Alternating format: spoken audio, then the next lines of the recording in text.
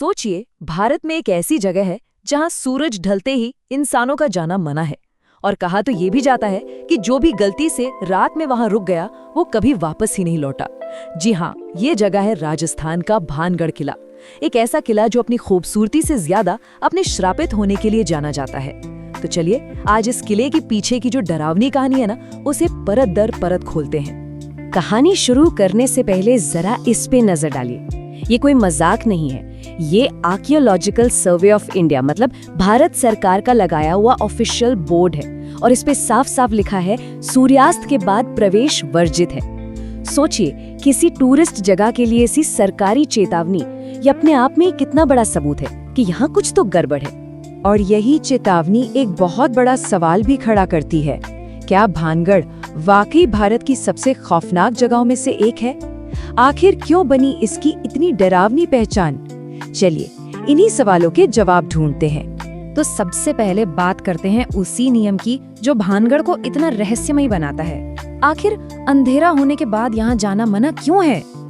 देखिए, जो लोग वहाँ रहते हैं और जो टूरिस्ट वहाँ गए हैं, उनका यही कहना है कि रात होते ही किले के खंडरों से अजीब अजीब आवाजें आती हैं, मतलब किसी के चलने की आहट, जबकि दूर दूर तक कोई नहीं होता। और तो और कभी कभी तो दिल दहला देने वाली चीखें भी सुनाई देती हैं। बस इन्हीं सब वजहों से सरकार ने ऑफिशियली यहाँ रात में किसी के भी आने जाने पर पाबंदी लगा दी है। लेकिन ये सारा डर, ये सारी कहानियां आखिर शुरू कहाँ से हुई? तो इसके लिए हमें सदियों पीछे जाना होगा, एक पुरानी कहानी में। एक ऐसी प्रेम कहानी जो श्रापित थी और इसके दो मेन किरदार थे, एक बेहद खूबसूरत राजकुमारी और एक काला जादू करने वाला तांत्रिक। पता है, एक जमाने में भानगढ़ एक बहुत ही खूबसूरत और फलता फूलता शहर हुआ करता था, जहाँ एक बहुत प्यारी राजकुमारी रहती थी।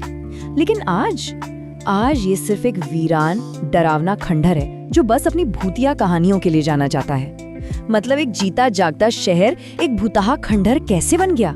आखिर हुआ क्या था? तो इस पूरी कहानी के सेंटर में दो लोग थे।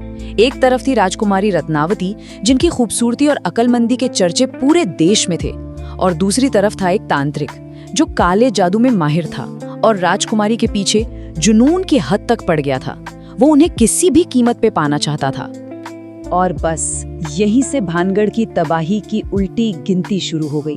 उस तांत्रिक के खतरनाक साजिश और उसकी आखिरी सांसों से निकली एक बद्दुआ ने इस शहर की किस्मत को हमेशा हमेशा के लिए बदल कर रख दिया। हुआ ये कि तांत्रिक ने राजकुमारी को अपने वश में करने के लिए एक इत्र की बोतल पर काला जादू किया। लेकिन राजकुमारी बहुत समझदार थी, वो उसकी चाल समझ गईं। उन्होंने वो जादुई इत्र की बोतल उठाई और पास के एक बड़े से पत्थर पर फेंक दी। और फिर जो हुआ वो किसी ने नहीं सोचा था। जादू के असर से वो भारी भरकम पत्थर खुद तांत्रिक की तरफ लुढ़कने लगा और उसे कुचलकर मार डाला। मरते मरते तांत्रिक ने उस शहर को एक भयानक श्राप दिया। उसकी आवाज उन खंडहरों में गूंजी, ये पूरा शहर बर्बाद हो जाएगा और यहाँ कोई कभी भी चैन से नहीं रह पाएगा। ये सिर्फ शब्द नहीं थे, ये भानगढ़ के अंधेरे भविष्य का फरमान था। तो उस श्राप का हुआ क्या?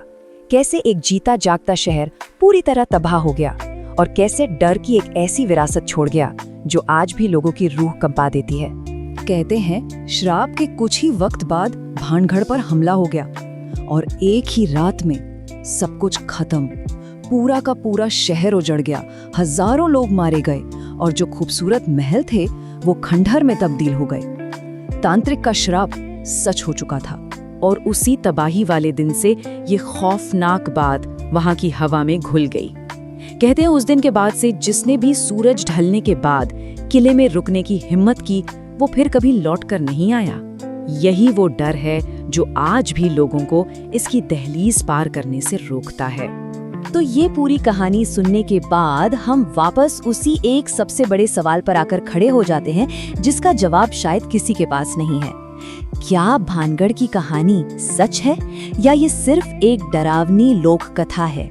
क्या सच में भानगढ़ के खंडरों में आज भी उन हजारों लोगों की आत्माएं भटकती हैं जो उस श्राप वाले दिन मारे गए थे?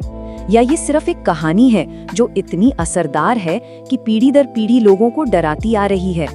सच कहूँ तो यहाँ आकर सच और कल्पना के बीच की लकीर मिट सी जाती है।